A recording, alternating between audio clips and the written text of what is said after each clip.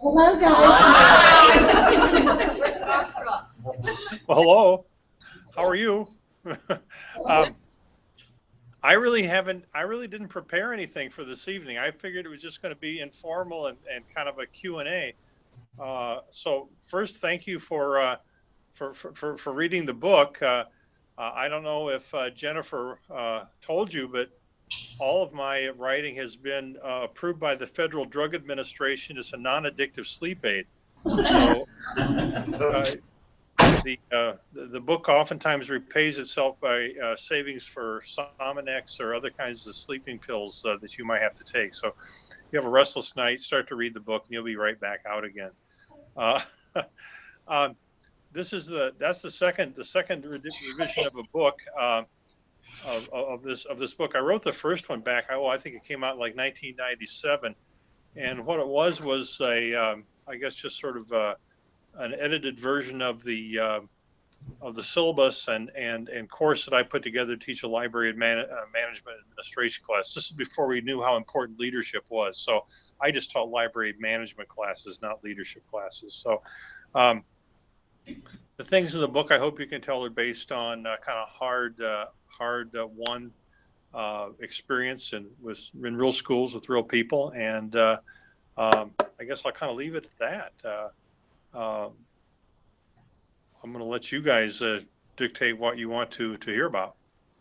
Okay, well, I told them I'd be taking participation points, so they have prepared questions for you. Whenever you guys are ready. Who wants to go first? Yeah. Okay. Introduce yourself, Nan. Say who you are and what you teach and stuff, okay? Okay, my name is Nan Powell. Unfortunately, I am one of those people that remember all of the list of things that you said new librarians would not even know what they are, like the stamp, and so I've been around a while. But my biggest struggle that I find is that I'm an elementary librarian, so I teach, and that's great because I have a teaching background. I love teaching.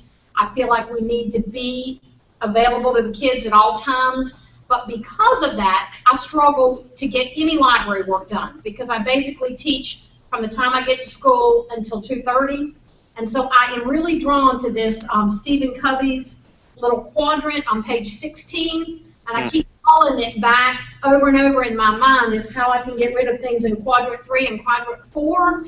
And I wondered if you had any like really concrete, specific suggestions of getting rid of those things in 3 and 4. So I have a little bit more time to get the library work done. Yeah, well, I can tell you what my bad one is checking email on a constant basis. If I can restrict myself to checking email only twice a day, I get a lot more work done. Okay. I would be real I'd be real careful, I guess, about what meetings I had to attend and what I didn't have to attend. And I just think we do a lot of things maybe out of, I guess, out of tradition. Do we really need to do inventory every year?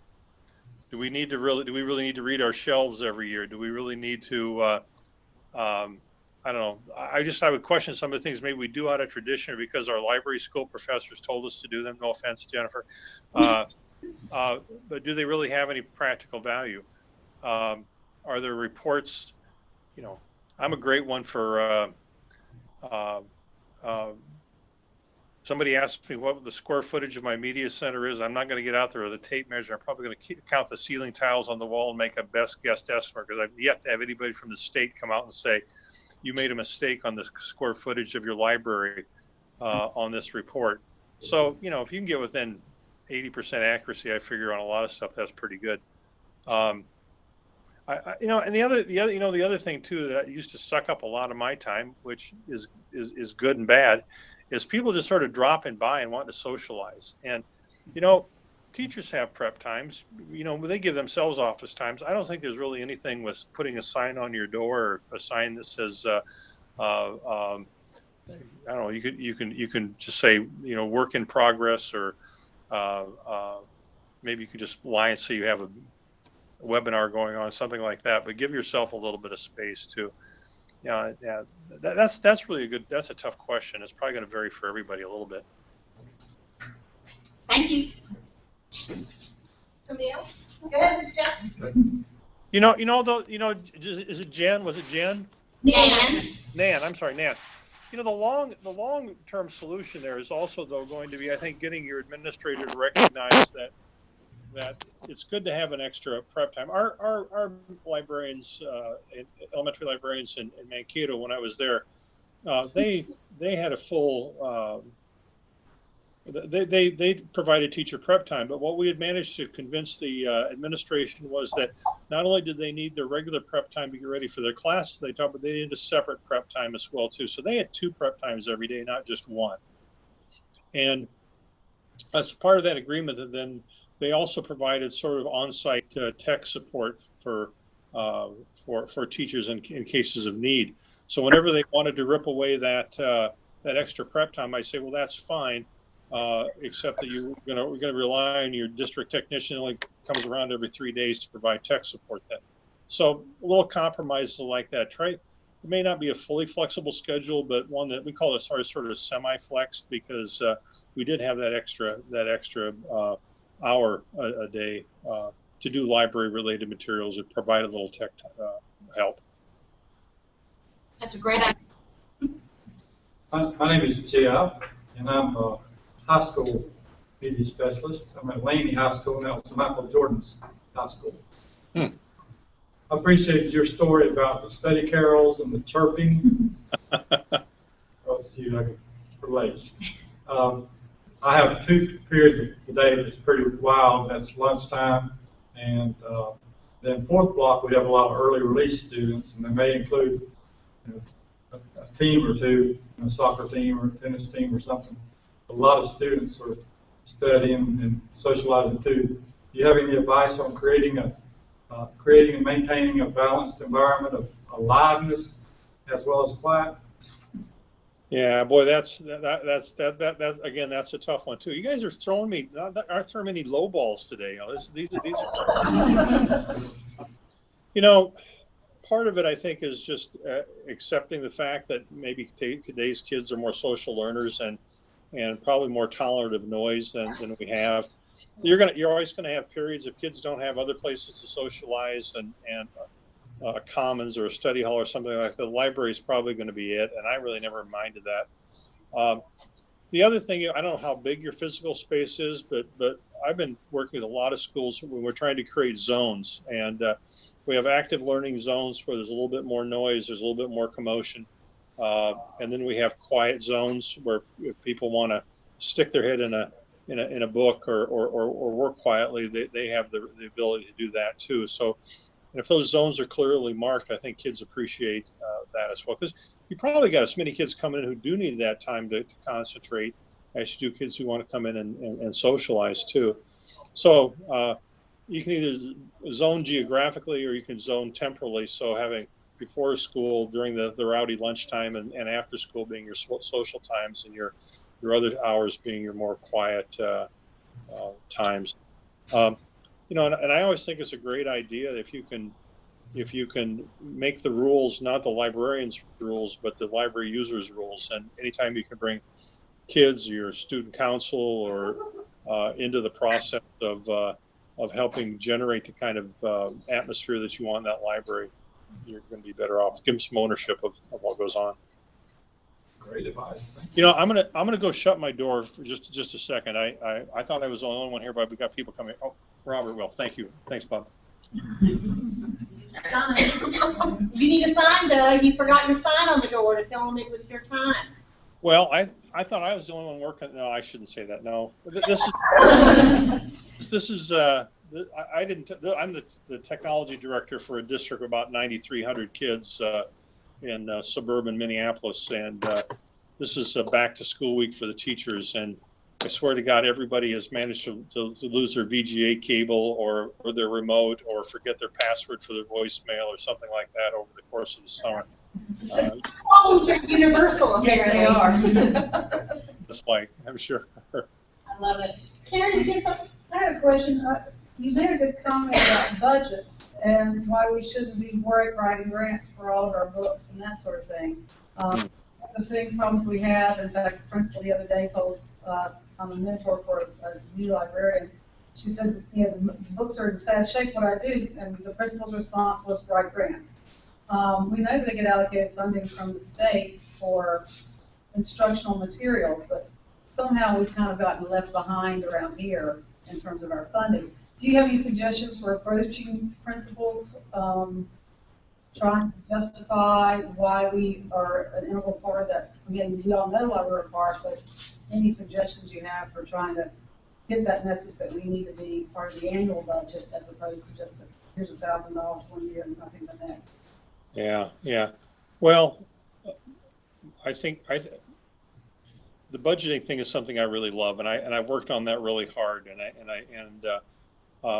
think we have to strategize. My first rule is we always have to submit a zero-based budget.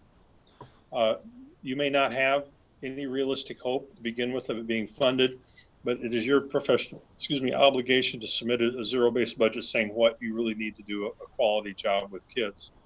And part of a zero-based budget, I think, also is aligning the budget to objectives and goals that you want to have set up. So, I don't think it's good enough to just say that you want $5,000 for fiction books. I think you need to accompany that with some statement of collaboration, probably from your language arts teachers or from your classroom teachers. You should back that up, I think, with some research that talks about voluntary free reading and its impact on test scores, a la, Stephen Krashen. If you're looking at trying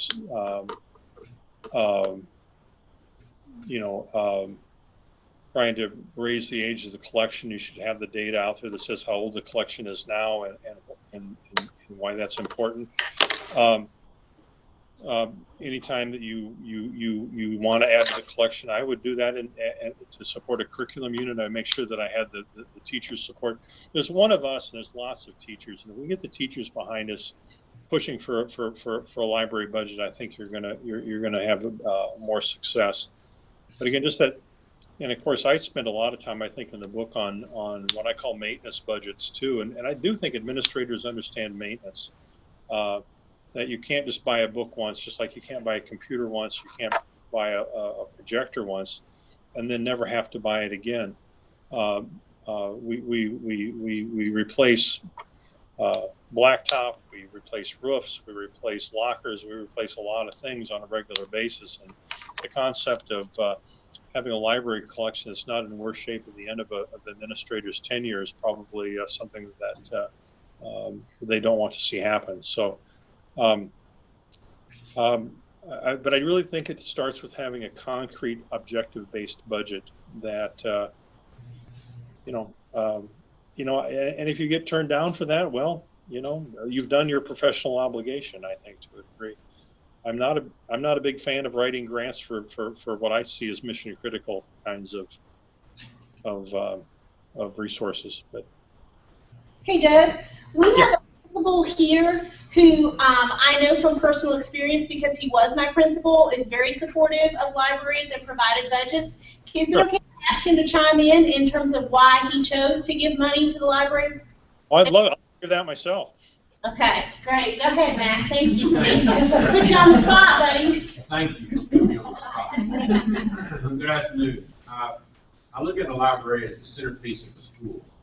If it's not the centerpiece of the school, because learning takes place there every day if you have a good librarian. And so I feel like they need a part of our instructional money to make sure.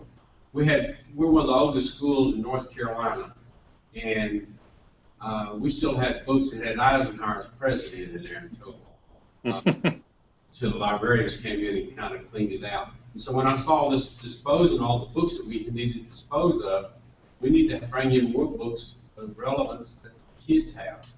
And we have found that if we do that, the kids find to the idea they're going to come in and be a part of the library.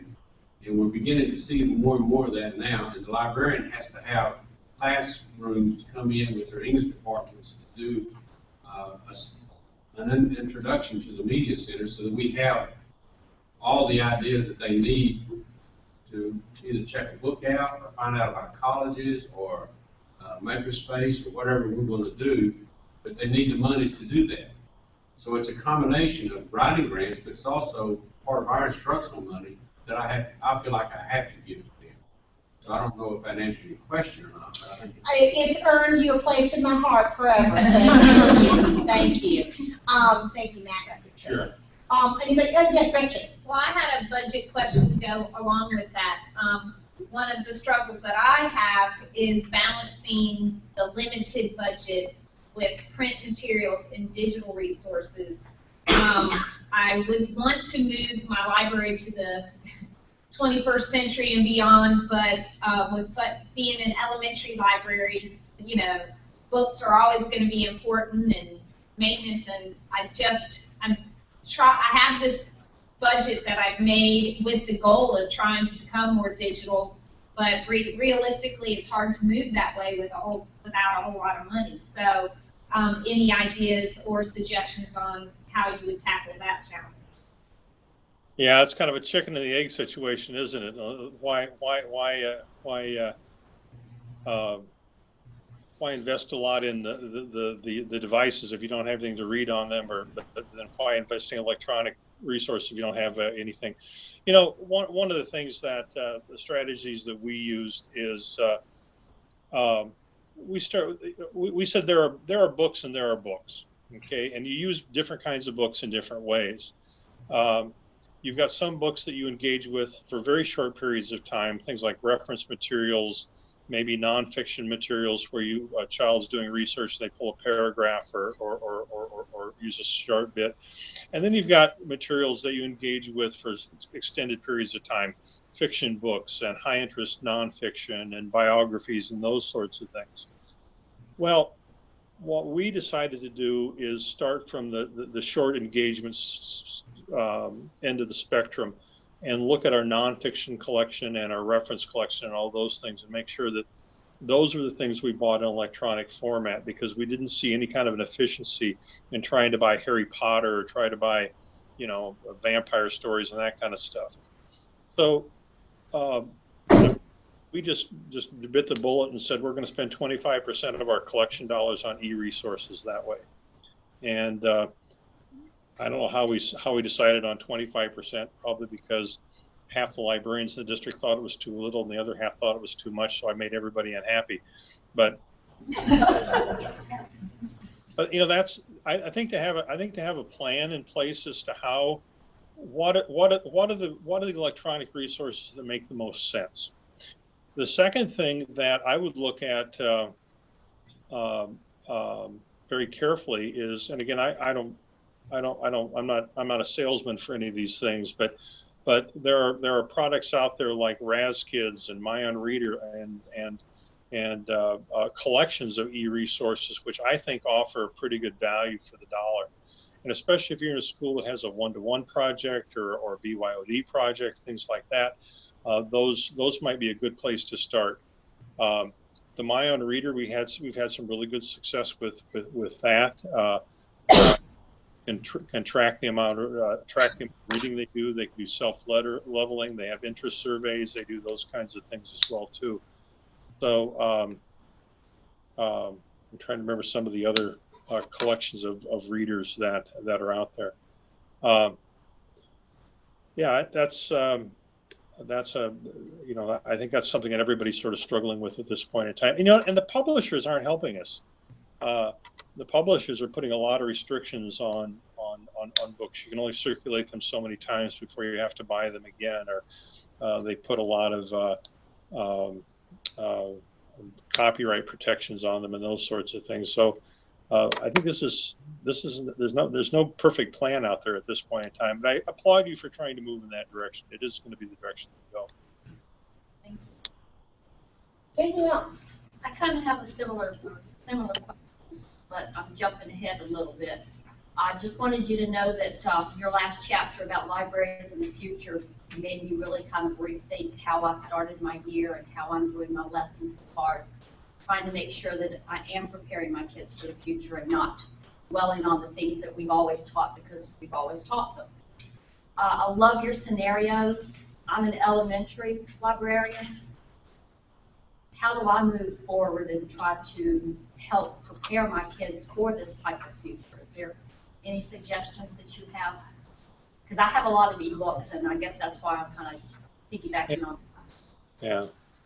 Well, you know, I'm all about moving into the future, but I'm also about retaining the best things of the past too. Especially, you know, elementary schools. I have a fourth grade grandson. I've got one just starting into kindergarten, and that's what really drives a lot of my thinking about elementary librarians.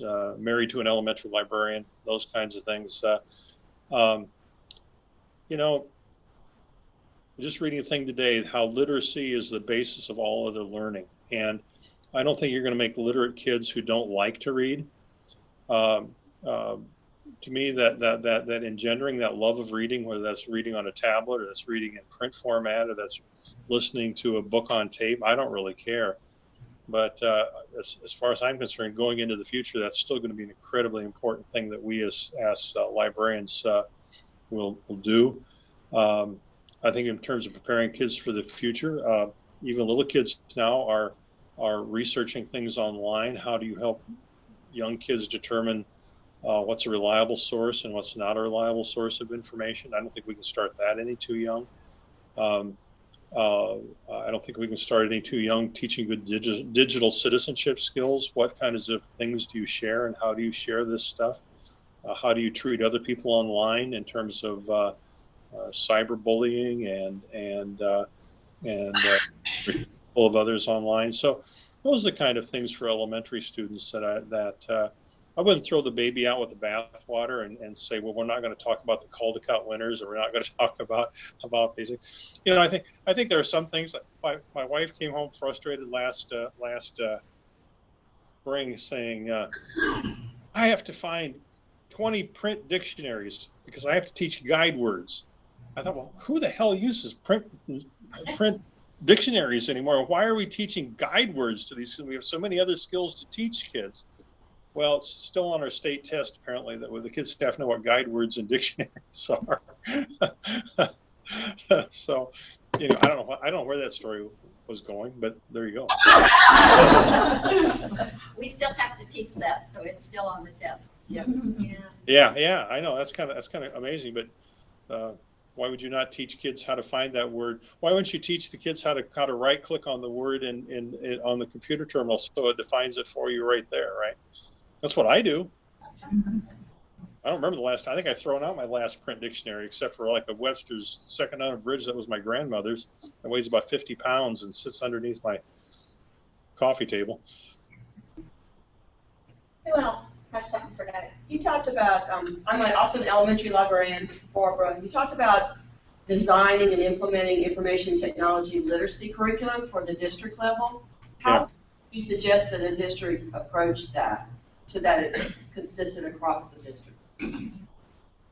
Well, yeah, I have to think about this for just a second. I think you're gonna have to get the buy-in from your curriculum and instruction people, your teaching and learning folks. This is not something that's going to be able to be accomplished without commitment from that level. You're probably not going to like this very much, but I do like the idea of elementary librarians being responsible for that curriculum. I like the idea of them teaching that and assessing that and reporting those skills right back out on progress reports, much like the social studies teachers or the English teachers. Those kind. I think those skills are just so important to kids. I'd say they're even more important than science skills at the elementary level, because there's something kids are going to need to know. Middle school is kind of a mess. I like the idea of having maybe an exploratory course that kind of gets all the kids caught up on their basic IT skills and things. And then by the time kids get into high school, they should have all the basics. And then at that point in time, you start to have the core content areas take responsibility for, I guess, refreshing those skills and having kids apply those skills. But again, the job of the library media specialist, I think, is to be able to articulate those skills, those I can statements, those essential learner outcomes at each grade level, at not an overly ambitious, but I would say a reasonable level. and then working with your district leadership team to see that they are taken seriously by the classroom teachers. Do you think if there was a curriculum district-wide that would be a benefit to librarians and advocating with your principals for budget, et cetera? Well, I think we're doing a disservice to children by not having an IT and an information literacy and technology literacy curriculum. I mean, how many of you have in your mission statement real world ready or 21st century learners or something like that? How can you tell your parents that you're graduating students that are ready for the real world if they don't have good digital citizenship or good IT skills or good research skills or good, digital literacy skills? I don't know how you could do that in good conscience, to be perfectly honest. Well, we have state standards, but I'm talking about breaking it down onto a district level, so that it's across the board. But that's what I wanted to know. Yeah, I would certainly. Well, you're always going to have to start with your state standards. I mean, that's going to be the case, but how you roll those out will be personalized, I would guess, at a district level. Okay, thank you. But part of that, I think, is accountability. I always say, what gets tested or what gets held accountable for gets taught. And if there's no sense of accountability by any professional in the school for kids having mastered that through some kind of an assessment, then I think you're kind of spitting in the wind. Along those same lines, do you know of any other assessments other than the trails for the elementary that's out there? Okay, you're going to have to ask me that question again. I don't quite think I understood that. Okay, I was thinking along the lines of the assessment tools. And the okay. one that I am familiar with that is out there for elementary is called Trails. Okay. Other than creating my own assessment, you knew of one that was out there. Well, I think we have a perfect opportunity here to do authentic assessment. Let's don't give kids a multiple choice test on how you create put a graphic in a PowerPoint. My God, let's just put the graphic in the PowerPoint and then have a checklist that says yes, you can do it, or no, you can't. The whole information literacy and information technology curriculum to me just cries out for authentic assessment. Can I ask a question about all this stuff for just a second? Because what you just said, then we have a state curriculum for information technology skills since K-12, and don't have a pacing guide locally because we give schools the freedom to decide how they are going to implement that themselves. But having authentic assessment, doesn't that lend that curriculum to being integrated within the content area? So that librarians, when they collaborate with their content teachers, then just like you said, there's an authentic assessment for those skills within content area? Or are you saying there should also be an isolated instruction with, I'm just curious, I need some clarification about what you're saying. Yeah, well, yeah, maybe I wasn't very clear. I think like grades K-5, I really see a separate set of skills there. And I think one reason is whenever I've done flexible scheduling, there's just going to be some teachers that are never going to buy into this. I just think those skills are way too important for it to be left to everybody. Gotcha. At a secondary level, I think you were looking at probably a combination. You're going to have the classroom teacher that takes primary responsibility, but the media specialist needs to be there to help those kids get caught up, or maybe teach an exploratory course or something like that. So ideally, I think you've got a perfect world in which the classroom teacher would take this seriously and have responsibility. Then you've got a real world where a lot of teachers are going to blow that off, and it's going to leave a lot of kids floundering if you don't have one person who takes responsibility. Does that make sense? Yeah, it does. I didn't quite understand, so I needed some clarification. I remember one lesson I learned from my beginning psych class back in the dark ages. My psych professor said, if you're lying at the side of the road with a broken leg and you need help and a group of people pass by, you don't say, somebody call for help. Somebody call for help, because everybody in that group will think somebody else is going to do it. Whereas if you look at one person in the eye and you point at them and said, you call 911, you will get help. And until you can, you give one person responsibility for making something happen, chances are it's probably not going to happen because everybody's going to think it's somebody else's responsibility. Thank you. Yep. You said your wife is an elementary librarian. Is she on a flex or a fixed schedule? Well, she's actually retired this year, but she was on that common fixed flex schedule that I talked about a little earlier, where she would have like 4 classes a day and then 2 preps. And then if you combine that with lunch hour before and after school, I think she was teaching, probably actually had student contact about 60% of her day, with 40% of her day being without scheduled kids. And I just thought we thought that worked pretty well. Can you provide some insight in running an effective media technology advisory committee? I'm an elementary school librarian. My name is LaCrest. I'm at Wrightsville Beach Elementary. We have an affluent population there overall, and so we have the wonderful benefit to that is that we are getting databases and gadgets and all sorts of things, but what happens is the teachers go to their grade mother and say, I need this, and I need that, and I need this, and all of a sudden we have a whole bunch of stuff for second grade and nothing for everybody else, or we have things and then the parents come to me, why aren't my kids going to use this, and why doesn't the teacher offer it up for homework, and so anyway, they've just taught us many, many things. And so now I'm tasked with making sure that the teachers know how to use it, the kids know how to use it, the parents know that we are using it, and I'm to present first part of October. And of course I have to learn some of them myself. So any advice on, I'm just thinking the media advisory committee should be, they bypass us, I guess, is what happens. Geez, how did you get stuck with that? Usually that's my job at the district level.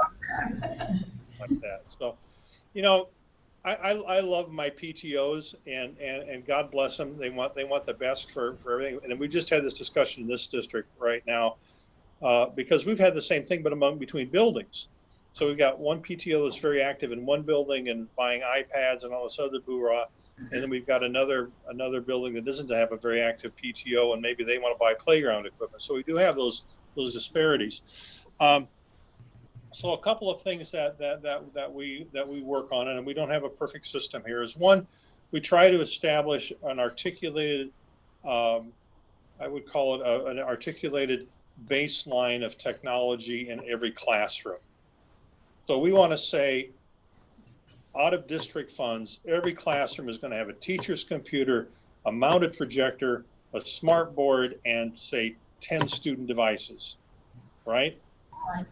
So anything above and beyond that the PTO wants to buy into, they can do that. So if they want to buy, I don't know, more iPads, or they want to buy other kinds of stuff, they have the freedom to do. But we at least ensure a minimum set of standards for every classroom.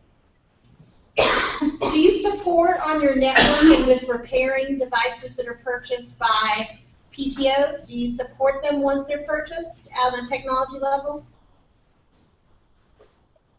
Yeah. Well, yeah. PTOs, when they donate stuff, that's basically a gift to the school, and then it becomes school property. So the moment it becomes school property, then it is our responsibility to make sure that it's kept up to date and those kinds of things. What we can't do, though, is that, again, let's go back to that basic model. Let's say every classroom has a standard of 10 iPads, and because of PTO dollars, every classroom gets 20 iPads. Well, our budgets aren't going to allow us to keep 20 iPads replaced and current. It's only going to allow us to do 10. So once those PTO iPads are no longer usable, we don't feel an obligation to replace those or repair those. Gotcha, just curious. Okay.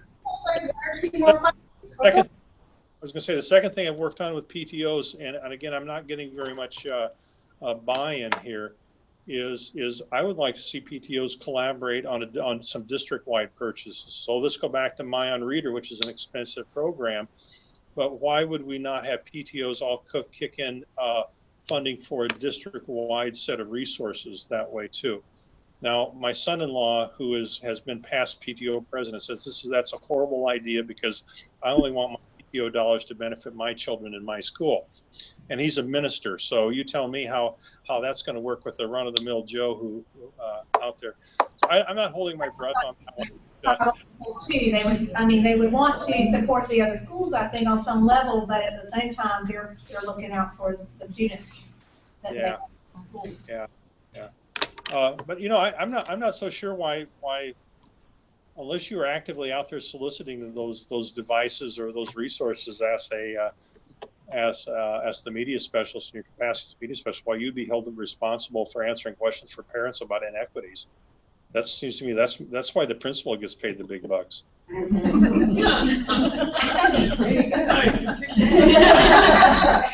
principal said thank you. Okay, other questions? Let's take one or two, and then I'll give time to her to get there for our picture, and then we'll let Doug go. Melissa, I'm going to go with you because, Gretchen, you had a chance, but then I'll let you go next. Thank you. My name is Melissa George, and I'm at a high school library, and it's actually my principal that's here today, which is awesome.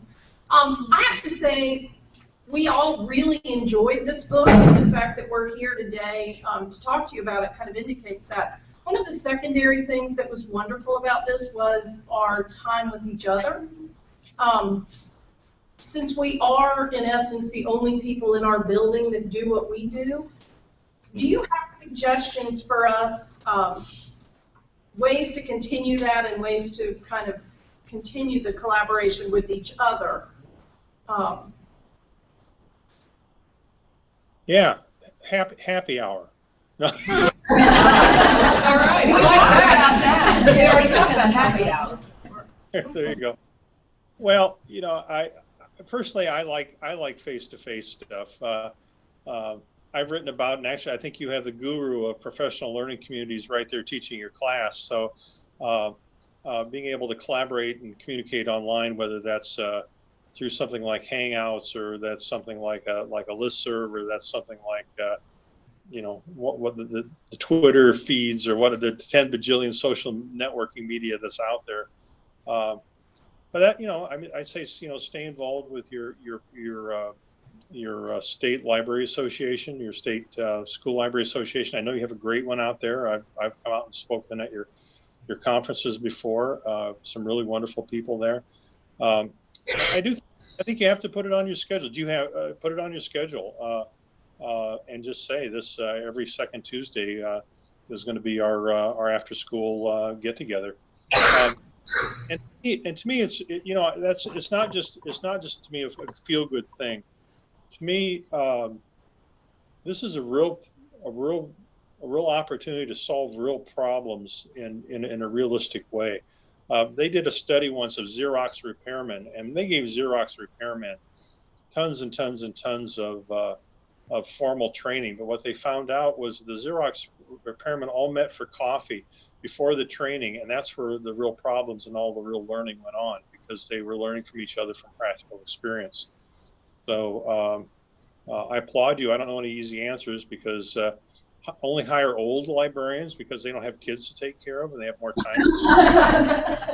Empty nesters, I like that.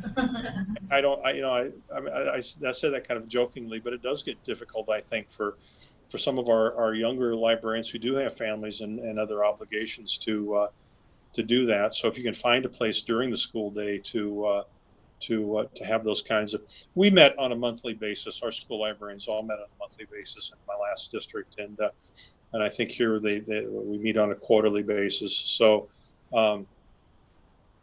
use those professional development dollars to get a sub for your library and have an agenda and report back what you talked about. And I don't know, that's it. That's my story, and I'm sticking with it. Thank you. Gretchen, you want to wrap it up with our last question? All right. Well, I made an annual report last year to show the effectiveness of my library, but I struggle sometimes in finding real-life data that shows a correlation between the library and student achievement, and I would love some additional examples of what I could use. Just because we have increased circulation, can I really claim that's all me increasing that reading score? That sort of thing. Any help would be appreciated. Yeah, you know, that, in a way, that's kind of a trick question because. Sorry. No, I mean, I think it's a trick question that administrators play on us every once in a while because, you know, we spend thousands of dollars on new reading series, and we spend thousands of dollars on new instructional methods, and we spend thousands of dollars on lots of different kinds of things that are supposed to have an impact on student test scores, but we very rarely hold those things to an account either. The best that we can do, and I don't know any, if you look at statistical studies, there's no way in hell anybody's going to able to do the kind of research you need to do to show causation, a library program having causation. The best we're going to be able to do is correlation there. And when you got correlation, there can be lots of different factors that will show an increase or a decrease. I would say the best thing that what I advocate is, one, make sure that along with your reports that administrators also get copies of or summaries of things like Krashen's research about the correlation between free voluntary reading and increased test scores and all the studies that are summarized there. I'd say put those numbers in context. Don't just say, well, you circulated 250 books for kid, or you circulated 2,500 books. Well, break that down by student, by grade level. If you have certain kids, groups of kids that are struggling, look at those specific groups in terms of what their circulation rates are, and then do some longitudinal stuff. So if you've got a group of kids that, say, your English learners in third grade are really struggling, can you demonstrate over the course of 2 or 3 years that more books have been circulated to them? So anytime we can figure out a way to put numbers in context, give them meaning, to me helps. I also think one of the things we leave out of our annual reports is maybe some anecdotal data. The statisticians will tell you that the plural of anecdote is not data, but unless you have some of those human stories that will put a face to those numbers, the numbers aren't necessarily powerful. So it's one thing to say that we doubled the number of books circulated to English language learners, and it's another thing to tell 2 or 3 little personal stories about how when Jose came in, he really got hooked now on the Harry Potter series, and he's become an avid reader as a result of the things that he's found in the library. So, if I was asked, how are you going to demonstrate that your library program is having an impact on student achievement? Probably my first response to that would be, how do you measure student achievement? And if it's only test scores, I would say, well, unless you're prepared to do some controlled data, controlled studies, I'm not going to be able to do that. Doug, can I add something to what you said? Sure. I agree with everything you said about this, but I want to just also add that I think doing the work to even show a connection or correlation, or to share that you have been targeting a group of students, looking at their circulation, and then comparing that with their achievement in a number of different ways, not just test scores, but maybe attendance, maybe engagement, maybe discipline, lots of things. Just having done that work and sharing your findings, no matter what they say, sends a message, an important message about what you value. And that in this instance, what you value are kids and them being successful by whatever measure, as opposed to just the perception, and Gretchen, I don't think you have to worry about this at Eaton, but for a lot of folks, the perception of people outside of our room is that we care about books. So when you show them that you care about kids, and that's what your job is, I think that's just as important, if not more important, than whatever the data says. That's a great point. So Doug, I want to take a picture of you now, if that's okay with my people. Let me show you what we have. I have created these little thought bubbles for them. They're going to come stand up by you, and can you see they've got a little thought bubble that's going to go over their head that says they are indispensable. And then my administrator, he's going to stand up there, and he's going to hold one that says his librarian is indispensable. Love it. We're going to take a selfie with you, okay? All right. Okay, guys, come on up with your thought bubble.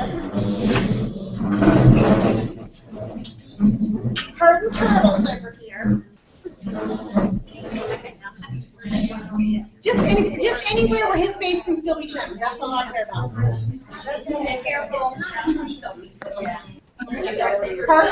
Perfect.